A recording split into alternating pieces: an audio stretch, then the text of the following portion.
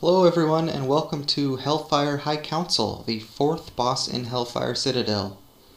This is a fight Disc really excels at because nearly every type of damage going out is very predictable. On Mythic you'll want to take Words of Mending and aim to use every global you can to spread those Prayer of Mendings around. This fight is very front-loaded on its damage, so go ahead and use your cooldowns on the pole as they will be back up again at 2 minutes for the execute on Gertog.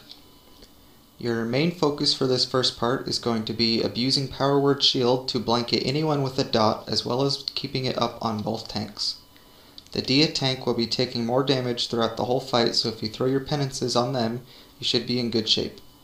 Hopefully your guild will organize Gertog Soakers by group so you have a clear choice for your empowered Archangel Prayer of Healing. And even if that group is at full HP, your guaranteed Aegis will be doing work, so it's important to not let that guaranteed crit proc expire. A lot of the logs that players send me and ask me to look at, that's one of the top things I see being mismanaged. So make a weak aura if you have to, and don't let that crit go to waste. Here we are in the fight now, and you can clearly see Group 2 is an excellent Prayer of Healing target for my Empowered Archangel. I end up hitting 5 Blood Boils, 1 Mark of the Necromancer, and the Fell Rage target, all with a guaranteed shield. And from there I pretty much play Chase the Dot with my Power Word Shield, keeping track of anyone who has high stacks of Blood Boil or a red Mark of the Necromancer. I would recommend having a Paladin ready to bop anyone who hits 5 Blood Boil stacks, especially if they also have a mark. It's quite a lot to heal, and the bop will remove the bleed, so go ahead and use that to keep your raid alive and safe. A big part of this fight is going to be maintaining the marks properly. If you dispel too early, you'll have 9 red marks ticking during Reap. If you dispel too late, you will likely lose players to the first set of marks. We found that dispelling 5 to 10 seconds after the first set hits red will mean the second set falls off with Reap when they are only yellow. It will require some extra healing on the first set, but focusing 3 red marks is better than 9 red marks. Manage the Blood Boils and the marks correctly, and you should hit Gertog's Soften Rage around 2 minutes in. You'll see here that my Power Infusion comes off cooldown in time to give me a much needed healing boost, as he's hitting the raid with all of his bleeds. This is also when you should Lust, so having Power Infusion with Lust, and hopefully an Archangel as well, will put you in a great position to keep the raid up with very rapid, very strong shields. Hopefully your DPS can kill Gertog before you hit 3 stacks, as it will make the fight a lot easier in the last phase. We ended up hitting 3 stacks here, but chose to keep going anyways, as the middle part of the fight is not too difficult. Once Gertog Blood Boil dies, the Blade Master will go into his mirror images, which will hit like an absolute truck. Your job is not changed here. You should let your throughput healers do their throughput healing, use raid cooldowns liberally, and focus on the rotation you kept up on the pole. Solace and Penance on cooldown. Focus your shields onto the tanks and the marks, and don't let the Empowered Archangel crit go to waste. At this point you should kind of be hurting for mana, but that's fine. Remember, the fight is very front loaded and it only gets easier from here. I am less than halfway through the fight and I've used about 2/3 of my mana. So once you make it through mirror images, you can look for a safe spot to mana pot. Remember, the ideal time for Disc to drink is just after a penance to keep your buff, and just after Archangel has expired. You'll see here that I ended up dropping about 2 seconds off of my next Archangel when I channel my mana potion. But overall, it's a really, really good drink for me. I kept my penance buff up, and I got back up to about 70% mana to prepare for the end of the fight. And I only missed a couple seconds of my next Archangel. I didn't waste any of my active Archangel time.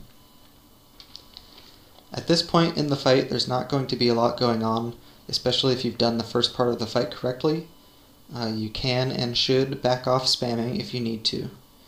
Continue to focus the tanks and the marks, and allow your throughput healers to AoE heal the very minor raid-wide damage going out.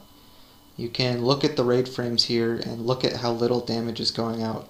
The only people ever in danger are the marks and the tanks, so keep them shielded and you should be good to go. Even during the Blade Storm, our health bars hardly drop at all. At this point, we're just waiting for Blademaster execute phase when the raid is once again in danger of dying, and we can start putting our shields out more actively. You can see I actually end up resort to smiting a couple times just to help with damage because I'm literally not doing anything else. There's no healing need to be done here. The next big mechanic we have to deal with is the second mirror images, which is actually going to be infinitely easier than the first because of their lowered health.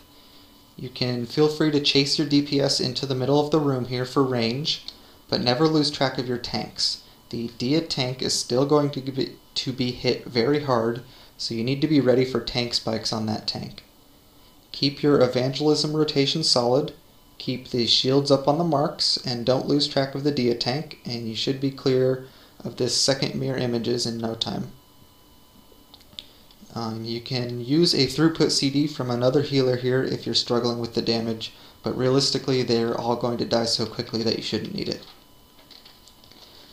In the video here, I probably went a little bit too hard, healing nothing in the middle phases when I said it would be worth it to back off a bit, and I'm now at pretty low mana and I really didn't need to be. I would have much rather entered Blademaster's execute phase here with above 50% mana, so if you want to use my mistakes to make sure that you don't oom yourself like I did, that would be one thing that I would say I could have improved on is better mana management in the middle of the fight. So here we go. When Blademaster enters his execute phase, your raid is going to randomly start spiking. So now, in addition to shielding the tanks and the marks, you can and should shield random targets to bolster their HP pools. This damage that Blademaster does is going to ramp up over time, so the most dangerous spikes will be the ones at the end. Because it ramps so hard, you really want to coat as much of the raid in shields as you can. This is right where I started to wish I had a little bit more mana. You'll see I'm pretty much by now, and we still have Deal left to go. You might even want to consider some extra spirit on this fight, as it is very long and it's very punishing at the end if your healers are If you can't top people back up in time because you're out of mana, your raid is probably going to die. So hopefully your raid has saved healing cooldowns, because now is about the time you're going to need them. The spirit links you'll see in the video saved our ass multiple times, as well as a very clutch revival from our Mistweaver. This part in the fight is also harder than it needed to be for us, because we didn't kill Gurtog in the first phase before the third stack. We should have had a bit higher health pools, so hopefully your DPS will beat the third stack and make it a little easier on everyone. At this point, during Dia's Enrage, your whole raid is dying, so hopefully your DPS and throughput healers can get the job done. Use the rest of your raid's cooldowns and AoE heal your ass off to kill her before she kills you. Whatever you do here, do not mass dispel. Just take my word for it, your raid will explode, you'll be made fun of every subsequent week the boss is on farm, and it's really just a bad decision for everyone if you try to dispel here. You are forced to heal through all of the dots and all of the spike damage. Just do your best, chain the cooldowns. Hopefully you will kill the boss. Good luck on High Council, and I will see you at Kilrog.